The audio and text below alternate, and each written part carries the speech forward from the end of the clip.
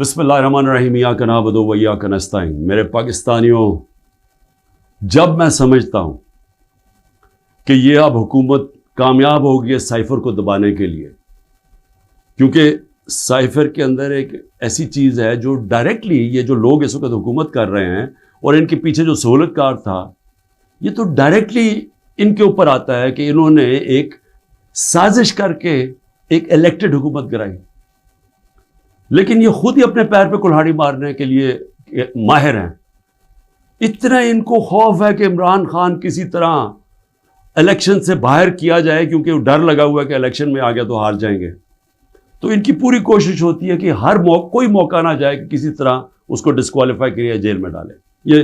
یہ کوئی 14 مہینے سے یہ لگے ہوئے ہیں۔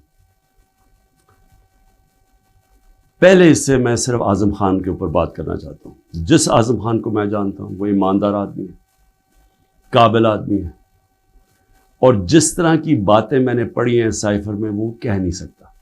جب تک میں اعظم خان کے منہ سے نہیں سنوں گا میں مانوں گا نہیں، کیونکہ اس میں یہ کئی باتیں حقیقت کے ساتھ نہیں ہیں، یا تو زبردستی سے اسے کروایا گیا ہے، کیونکہ زبردستی تو اس وقت ساری 2 پارٹیز بنا دی ہیں زبردستی میں، لوگوں کے اوپر بندوق رکھ کے کہ جی آپ اس پارٹی میں جائیں اور بندوق کر کے دوسری پارٹی میں جائیں، ان کے ہی بیچاروں کا بیڑا غرق کر کے رکھ دیا اس میں۔ اور پھر جو ہمارے لوگوں کو جو زور ڈالا ہوا ہے پارٹی چھوڑو، بیچارے جیلوں میں ہمارے لوگ پڑے ہیں، عورتیں پڑی ہوئی ہیں، ان کو بس صرف کہیں کہ جی آپ عمران خان کے خلاف وعدہ معاف کو گواہ بن جائیں، یہ وہ بنتے ہیں تو آپ چھوٹ جائیں گے، اور یا پھر کہ جناب آپ کھڑے ہو کے جا کے وہ ٹی وی پہ کہیں میں پارٹی چھوڑ رہا ہوں۔ یہ اس طرح کی اس وقت جو ہم تماشا دیکھ رہے ہیں وہ اس طرح کا چل رہا ہے، تو میں نہیں مانتا کہ اعظم خان نے کئی باتیں اس میں سے کہی ہیں اور کئی سچ بھی ہیں، لیکن سائفر تھا کیا؟ 6 مارچ کو 2022 6 مارچ میٹنگ ہوتی ہے، پاکستان کا ایمبیسڈر اسد مجید اور امریکہ کا جو under secretary of state Donald Lu Washington میں میٹنگ ہوتی ہے، آفیشیل میٹنگ ہوتی ہے۔ آفیشیل میٹنگ کا مطلب کہ دونوں طرف نوٹ لے رہے ہوتے ہیں اس میٹنگ کے۔ اس میٹنگ کے بعد ایک سائفر کا مطلب ہوتا ہے ایک خفیہ ایک کوڈ کے اندر میسج بھیجی جاتی ہے، جو کہ ساری دنیا میں آپ کے جو ہمارے جو ایمبیسڈرز ہوتے ہیں وہ ساری دنیا میں ہر ملک کے ایمبیسڈر اپنے فارن آفس کو خفیہ میسیجز بھیجتے ہیں، جس کو سائفر کہتے ہیں۔ وہ سائفر آتا ہے پاکستان، اور وہ میں جب پڑھتا ہوں تو اس میں کیا لکھا ہوتا ہے؟ سائفر میں 2 مین چیزیں ہیں، باقی تو اور بھی چھوٹی موٹی چیزیں ہیں۔ سب سے بڑی چیز لکھی ہوتی ہے کہ جی عمران خان کو آپ نے عدم اعتماد کی ووٹ میں پاکستان کے پرائم منسٹرشپ سے ہٹانا ہے، اور ایک اور چیز لکھی ہوتی ہے کہ عمران خان نے اکیلا فیصلہ کیا کہ روس جانے کا۔ آپ کو پتہ ہے روس، اور تب تک جنگ شروع ہو چکی تھی روس کی یوکرین میں، تو عمران نے اکیلے نے فیصلہ کیا، جبکہ اسد مجید ہمارے ایمبیسڈر کہہ رہے ہیں کہ نہیں، عمران خان نے اکیلا فیصلہ نہیں کیا، یہ سب سٹیک ہولڈرز نے مل کے فیصلہ کیا تھا۔ لیکن جس طرح وہ بات کرتا ہے، اسد مجید، سلام کرتا ہوں میں اپنے ایمبیسڈر کو، وہ کہتا ہے اس کے بعد جو مجھے میسج کہ ان کے خلاف آپ کو پروٹیسٹ کرنا چاہیے، ڈیمارش کرنا چاہیے کہ اس نے بڑی غلط زبان استعمال کی ہے، غیرت مند ڈپلومیٹ ہمارا۔ لیکن وہ غیرت یہاں نہیں جاگتی جب وہ یہاں پہنچتا ہے۔ سائفر جاتا ہے آرمی چیف کے پاس بھی، فارن آفس میں بھی، میرے پاس بھی آتا ہے۔ میں جب وہ دیکھتا ہوں میں حیران ہو جاتا ہوں کہ اس کی جرت کیسے پڑی ہے لکھنے کی، یہ کیسے کہہ سکتا ہے؟ اور پھر جب میں یہ دیکھتا ہوں کہ یہ کہہ رہا ہے ایک ایمبیسڈر کو کہ اپنے پرائم منسٹر کو آپ نے ہٹانا ہے، تو پھر میں دیکھتا ہوں کہ یہ میرے لیے تو نہیں ہے، ایمبیسڈر تو مجھے جواب دے ہے، تو مجھے کون ہٹا سکتا ہے؟ پاکستان میں مجھے کون ہٹا سکتا تھا؟ ایک ہی آدمی، جنرل باجوہ۔ سائفر تو جنرل باجوہ کے لیے اس نے بھیجا ہے۔ تو مجھے وہاں سے پہلے سے ہوتا ہے کہ اب تک ہمیں لوگ کہہ رہے ہیں، مجھے خبریں آتی رہتی تھیں کہ جناب فیصلہ ہو گیا آپ کی گورنمنٹ ہٹانے کو، مجھے رپورٹ آ رہی رہتی ہے, آئی بی والے مجھے آ کے بتاتے تھے کہ جی دیکھیں شہباز شریف کی خفیہ میٹنگز ہو رہی ہیں, بیچ میں ان کے لوگ پڑے ہوئے ہیں, جنرل باجوہ کی کوئی فادر ان لا ان کے گھر میٹنگز ہو رہی ہیں. یہ ساری مجھے خبریں آ رہی تھیں. لندن کسی کو بھجوایا جا رہا ہے. تو میں مانتا نہیں تھا. میں جنرل باجوہ کو جب ملتا تو وہ کہتے تھے ہو ہی نہیں سکتا, ہم تو کنٹینیوٹی چاہتے ہیں. اور میں بھی اپنے آپ کو ہوتا ہوں کہ میں مان جاتا تھا. لیکن جب یہ سائفر آیا تو تب مجھے ہوا کہ یہ تو اس کے بغیر ہو ہی نہیں سکتا. پھر سے کہ کون پرائم منسٹر کو ہٹا سکتا ہے سوائے ایک آدمی کے جس کے پاس پاور ہے پاکستان میں. تو پاور ادھر ہی ہے, سپر کنگ ہے, سب پوچھنے والا کوئی نہیں ہے, لیکن پاور ہی پاور ہے. اس کے بعد اگلے دن عدم اعتماد اسمبلی میں ٹیبل ہو جاتی ہے, اور ایک دم ہمارے لوگ ہلنا شروع ہو جاتے ہیں. اور پھر ہمارے اتحادی وہ بھی ایک دم ہمارے سے خوش نہیں ہوتے. لیکن یہ یاد رکھیں کہ یہ ٹائم کون سا تھا. یہ وہ ٹائم تھا جب پاکستان کی اکانومی 17 سال میں سب سے بہتر امپروو کر رہی تھی. اکنامک سروے اٹھا کے دیکھ لیں آپ, سارے اکنامک انڈیکیٹرز دیکھ لیں, ہم بڑے مشکل وقت سے نکلے تھے. بینکرپٹ اکانومی ملی, 2 سال کرونا آ گیا. دنیا نے تعریف کی کہ پاکستان وہ ملک ہے جو ٹاپ 3 ملک ہے جنہوں نے سب سے بہتر کرونا, اتنی بڑی وبا, اتنے بڑے کرائسس سے ڈیل کیا. جبکہ ہندوستان میں تباہی آئی, ایران میں تباہی آئی, ساتھ والے ملک. پاکستان کی تعریف دنیا کرتی تھی. وہ ایک امریکہ کے اندر جو فائنینشیل ایڈوائزر تھا ٹرمپ کا, میرا وہ کہتا ہے کہ اگر پاکستان کا جس طرح کرونا پہ پاکستان نے ڈیل کیا, اگر امریکہ کرتا تو 10 کھرب ڈالر کا امریکہ کو بچتا تھا. تو ادھر سے نکلے, اکانومی گرو کر رہی ہے, انڈسٹری گرو کر رہی ہے. تو ایک دم یہ عدم اعتماد کدھر سے آ گئی. تو جس کو میسج دی تھی اس نے اپنا کام شروع کر دیا, ایجنسیز نے کام شروع کر دیا, ہمارے لوگوں کو میسیجز آنی شروع ہو گئی کہ جناب ISI کے لوگ ایکٹیو ہو گئے. مجھے جب آیا, میں جنرل باجوہ کے پاس گیا, میں نے کہا آپ کا لاہور والا جو آدمی ہے وہ ہمارے MNS کو کہہ رہا ہے کہ ہم نے ہاتھ اٹھا لیا ہے, اب آنے والی گورنمنٹ دوسری ہے, یہ شہباز شریف کی. میں جنرل باجوہ کو اچھا اس نے کہا ہے, میں ابھی اسے فارغ کرتا ہوں. تو یہ ڈرامے ہمارے سے ہوتے رہے. پیچھے سے پورا پلان بنا ہوا تھا. اچھا میں نے پہلے تو میں یہ کہوں کہ مجھے اتنا شرم آئی, مجھے پاکستانی ہوتے ہوئے میں آپ کو سچ بتانا چاہتا ہوں, مجھے شرم آئی کہ اس کی جرت کیسے ہوئی کسی چھوٹے ایک آفیشل کی کہ جو ہمیں اتنی بڑی دھمکی دے دے اور ایمبیسڈر کے ذریعے میسج بھجوائے کہ پرائم منسٹر کو ہٹا دو. لیکن اس کی غلطی نہیں تھی. شرم یہاں نہیں آ رہی تھی. جن لوگوں کی ذمہ داری تھی کہ قوم کی حفاظت کرنا, جس آدمی کی کہ قومی وقار کو بچانا, قومی غیرت, وہ ساتھ ملا ہوا تھا. اس نے ان کے, یعنی یہ سارا پلان ادھر سے شروع ہوا تھا. اور میں صرف اپنی قوم سے یہ کہنا چاہتا ہوں کہ دیکھیں, یہ یاد رکھیں کہ اب ایک چیز سمجھیں, جب اگر میں جنرل باجوہ کی تنقید کر رہا ہوں, اور یہ میں سارا ثابت کر سکتا ہوں کیونکہ مجھے پتہ ہے ساری چیزیں میرے اندر, ایک ایک چیز مجھے یاد ہے ہوا کیا, اس سے پہلے بھی اس کے بعد بھی. میں پاکستان کی فوج کی تنقید نہیں کر رہا, میں ایک آدمی کی کر رہا ہوں جو غلطی کی جس نے. یہ ہم بہت بڑا ظلم کر رہے ہیں اپنے ملک سے کہ ہم جنرل فیصل نصیر, مجھے پہلے سے پتا تھا کہ میرے اوپر, میں 6 ہفتے پہلے سے لگا ہوا تھا کہ مجھے انہوں نے قتل کرنے کی کوشش کرنی ہے, اور دینی انتہا پسند کے نام میری جلسوں کے اندر تقریریں تھیں. تو جب میرے اوپر اٹیمپٹ ہوتا ہے اور میں FIR لگواتا ہوں, مجھے پتا تھا کہ یہ پیچھے سب سے یہ تھا, ماسٹر مائنڈ تھا.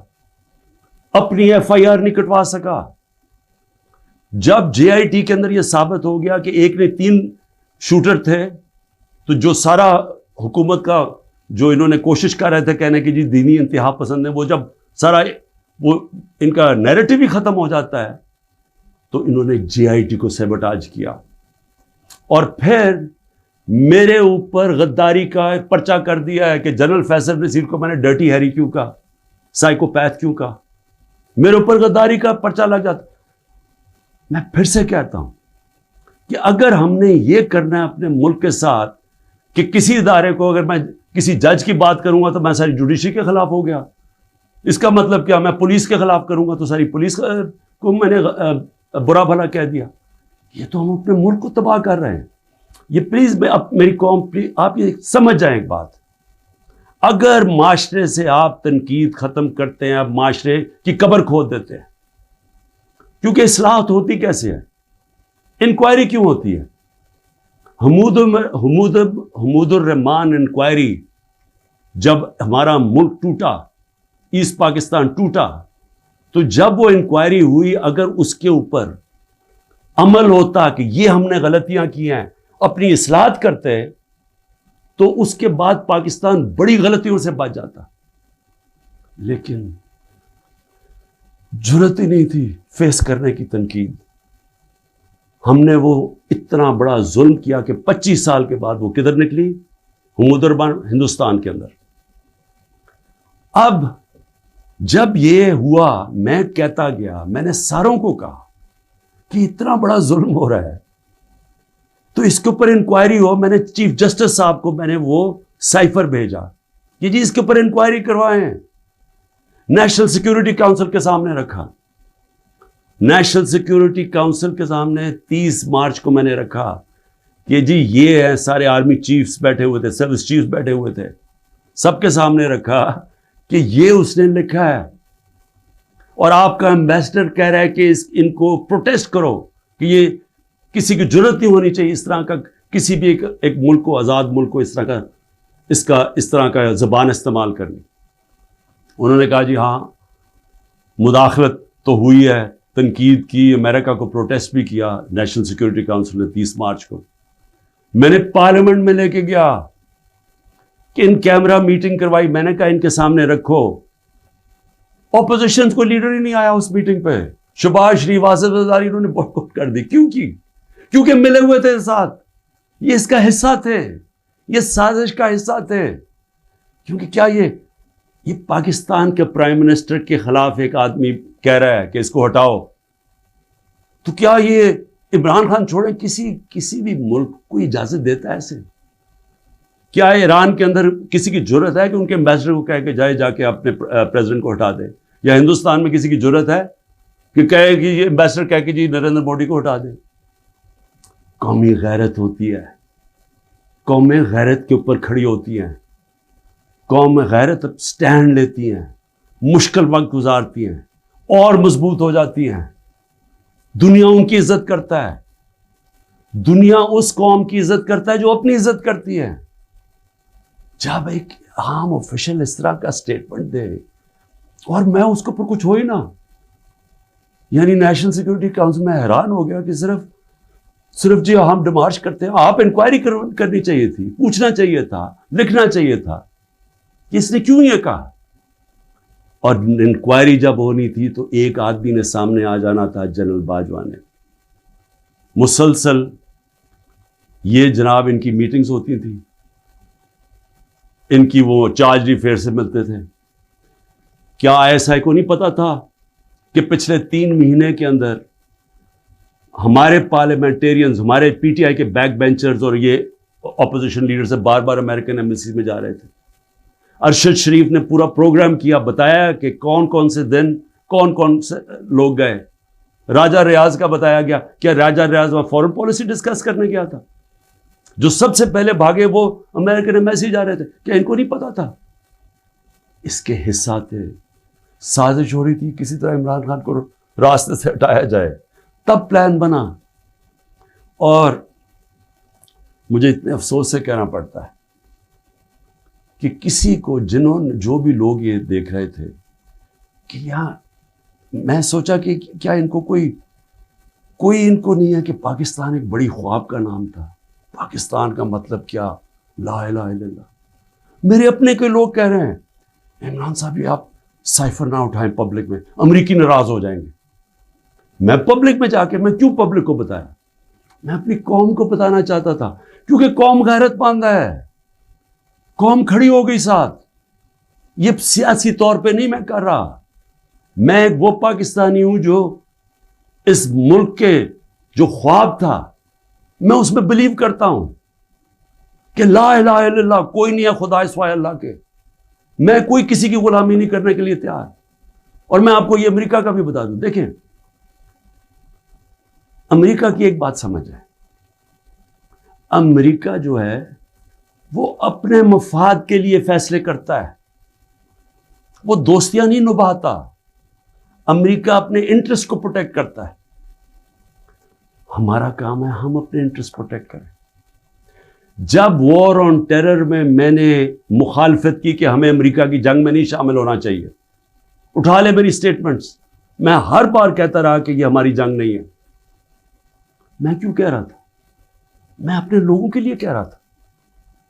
مجھے امریکہ نے باہر اینٹی امریکن کہنا شروع کر دیا، پاکستان میں مجھے انہوں نے طالبان خان کہنا شروع کر دیا کہ جی دیکھیں ہماری اپنی گورنمنٹ مجھے، یعنی ہمارا جو اس وقت جنرل مشرف نے کہا جی یہ تو داڑھی کے بغیر دہشت گرد ہے۔ میرا کیا مقصد تھا کہ آپ نے 80 کی دہائی میں لوگوں کو کہا کہ جب بھی فورن آکوپیشن ہو، یعنی کہ کوئی دوسرا افغانستان کے اوپر باہر سے روس نے قبضہ کیا ہوا ہے تو وہ جہاد ہے، اور جب امریکہ قبضہ کرتا ہے آپ کہتے ہیں اب دہشت گردی ہے۔ میں ان کو سمجھا رہا تھا کہ اس کا فال آؤٹ آئے گا پاکستان کے اوپر، 80,000 پاکستانی مار گئے، پتہ نہیں کتنے 100 ارب ڈالر سے زیادہ ملک کو نقصان ہوا، لیکن اس سے زیادہ جو دنیا میں ہم بدنام ہوئے، ساری دنیا میں ہمارا مذاق، ہمیں کہا گیا جی سب سے خطرناک ملک ہے پاکستانی دہشت گرد۔ پاکستانیوں سے جو دنیا میں ہوا، ہرا پاسپورٹ دے کے لیدر لائن میں کھڑا کر دیتے تھے، کتنے پاکستانیوں کو باہر سے ڈپورٹ کر دیتے تھے۔ پوچھیں بیرون ملک پاکستانیوں سے ان کے اوپر کیا گزری ہے۔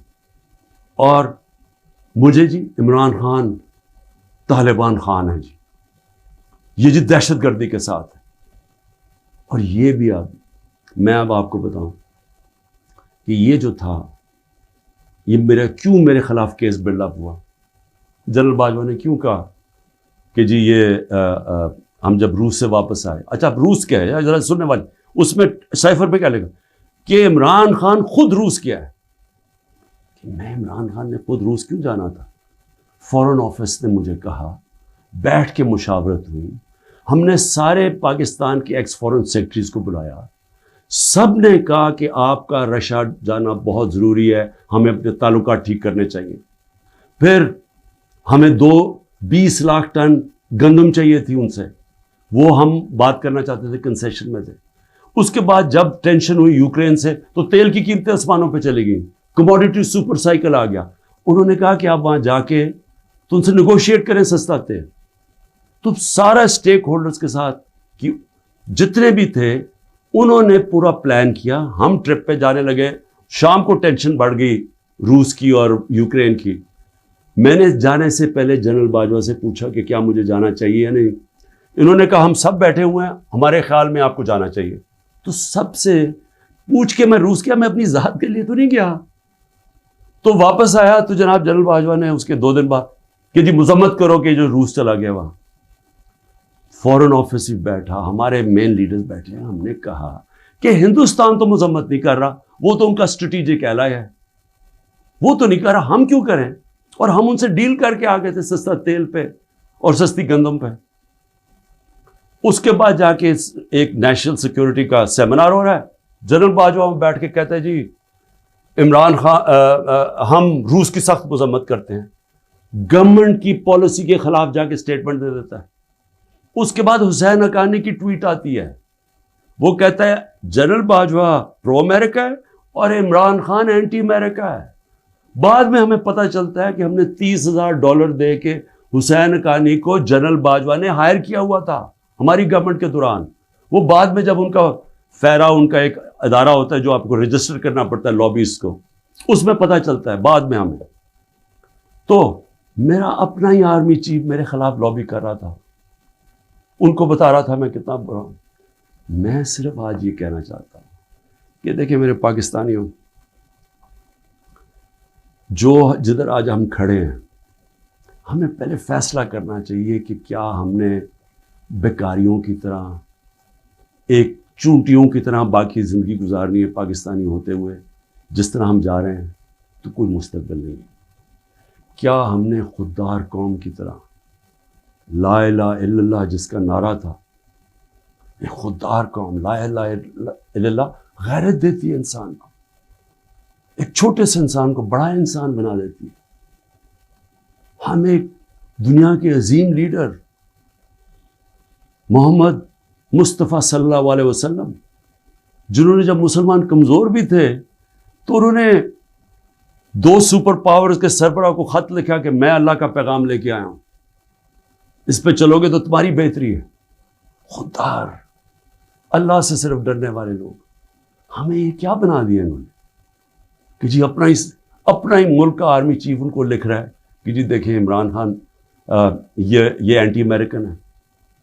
تو میں اپنی قوم سے آخر میں کہنا چاہتا ہوں کہ دیکھیں ہو کیا رہا ہے پاکستان میں، ایک ہی چیز ہو رہی ہے، سب کچھ، کوئی فکر نہیں ہے ملک کدھر جا رہا ہے، کوئی اس وقت فکر نہیں کہ ملک کے سارے ادارے تباہ ہو رہے ہیں، سارا صرف ایک 1 پوائنٹ ایجنڈا ہے کہ عمران خان کو کس طرح ڈسکوالیفائی کرنا اور جیل میں ڈالنا ہے، یہ ایجنڈا ہے۔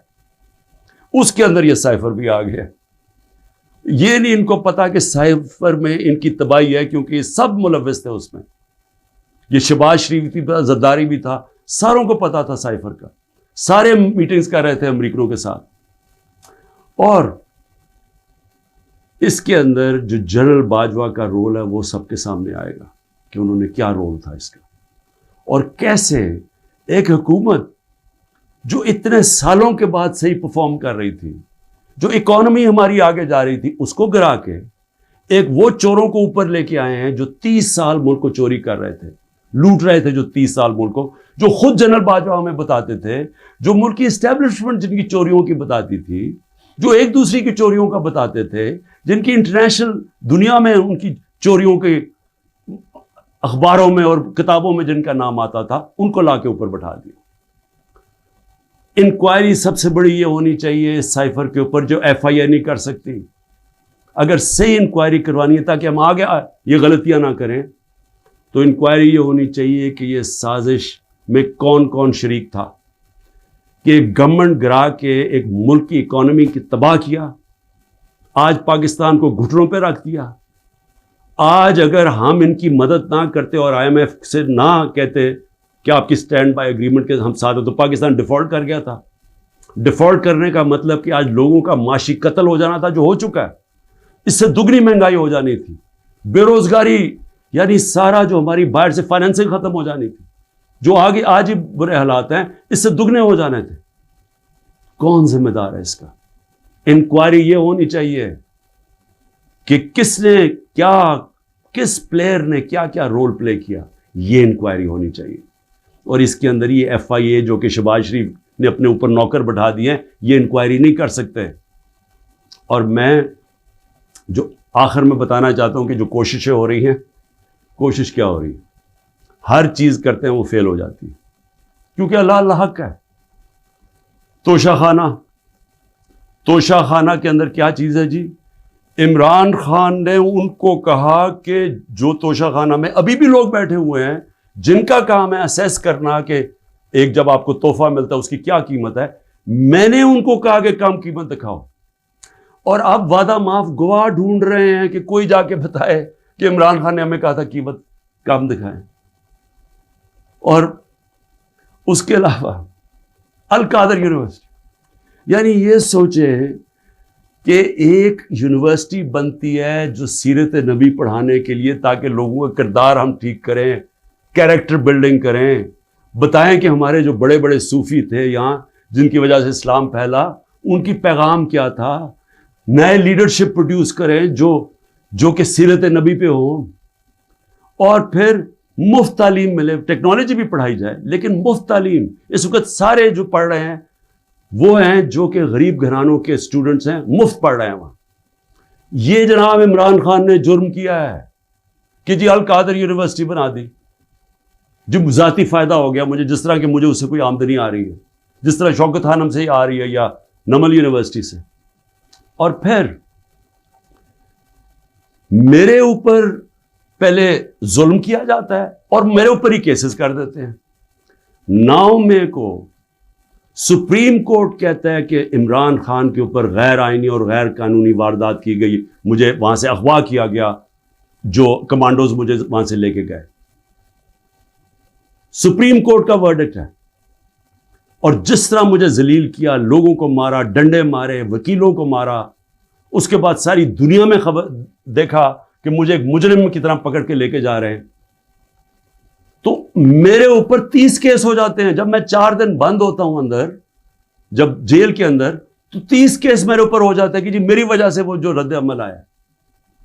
اور رد عمل نہیں آنا تھا کہ جب آپ ناانصافی کرتے ہیں, جو سپریم کورٹ کہتا ہے ناانصافی ہے, وہ جو بچارے نکلتے ہیں پرامن مظاہرے کرنے کے لیے, جو 27 سال سے ہم نے کیے ہیں, ان کے اوپر گولیاں چلاتے ہیں. 25 لوگ ہیں جن کو انہوں نے شہید کیا ہے. 16 کے پاس ہمارے پاس ڈیٹس ہیں, 9 غائب ہیں ابھی. 3 لوگوں کی ٹانگیں کٹتی ہیں, ایک آدمی پیرالائزڈ ہے اس وقت, کمر پہ گولی لگتی ہے. اور یہ کیا کرتے ہیں, اوپر سے انہی کے اوپر کیس بنا دیتے ہیں. ساری دنیا کے اندر اب ایک کوئی پولیس کی گولی لگی تھی نا ایک فرانس کے اندر, 4 دن سارے فرانس میں آگ لگی, 100 بلڈنگز اور گاڑیاں جلا دی لوگوں نے. تو کوئی پوچھ نہیں رہا کہ آپ پاکستانی نہیں تھے, اور 100 لوگوں کو گولیاں اور لگتے ہیں, اور جن کو ایک کو جس کو گولی لگتی ہے, ٹانگ کٹ جاتی ہے, اس کو پکڑ کے جیل میں ڈال دیتے ہیں. یہ کسی ملک میں اس طرح ہوتا ہے؟ یہ ظلم ہوتا ہے. اور پھر ضلع شاہ کا قتل ہوتا ہے, عمران خان کے اوپر قتل کا کیس ڈال دیتے ہیں. بعد میں جب پتہ چلتا ہے تشدد ہوا اس کے اوپر 26 جگہ, تو پھر کہتے ہیں ایکسیڈنٹ میں, پھر بھی میرے پہ کیس ڈال دیتے ہیں. کوئٹہ کے اندر ایک سارے کوئٹوں کا پتہ ہے, ذاتی دشمنی پہ ایک وکیل مارا جاتا ہے, عمران خان کے اوپر 302 قتل کیس ہو جاتا ہے. میں سوال یہ پوچھتا ہوں کہ کیا قوم یہ ناانصافی نہیں دیکھ رہی؟ اور یہ جو نظام آپ کر رہے ہیں, یہ سمجھ رہے ہیں کہ یہ بہت بڑا کوئی ڈنڈے مار کے اور خوف سے لوگوں کو اپنی طرف لے آئیں گے, یا لوگ ووٹ کسی اور کو دے دیں گے. یہ انسان ہے, یہ بھیڑ بکریاں نہیں ہیں. اور اس کے اوپر, اس نظام کے اوپر جو حضرت علی کا قول ہے وہ غور سے سن لیں. کفر کا نظام چل جائے گا, لیکن ظلم اور ناانصافی کا نظام نہیں چل سکتا. حکومتیں چلتی ہیں اخلاقی قوت پہ, ڈنڈے مار کے جانور چلتے ہیں.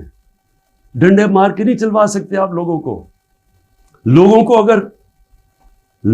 کو اگر آپ یہ سمجھتے ہیں کہ اس کی ظلم کی وجہ سے یہ چوروں کو تسلیم کر لے گی قوم, جو 30 سال سے ملک کو لوٹ رہے ہیں, جن کے پیسے باہر پڑے ہیں, جن کی سارا یہ جیسے انہوں نے اقتدار سے لے کے پھر باہر بھاگ جانا ہے, تو اگر یہ سمجھتے ہیں کہ لوگ اس خوف کی وجہ سے ان کو تسلیم کر جائیں گے, مجھے ترس آ رہا ہے ان لوگوں کے اوپر جن کی یہ سوچ ہے.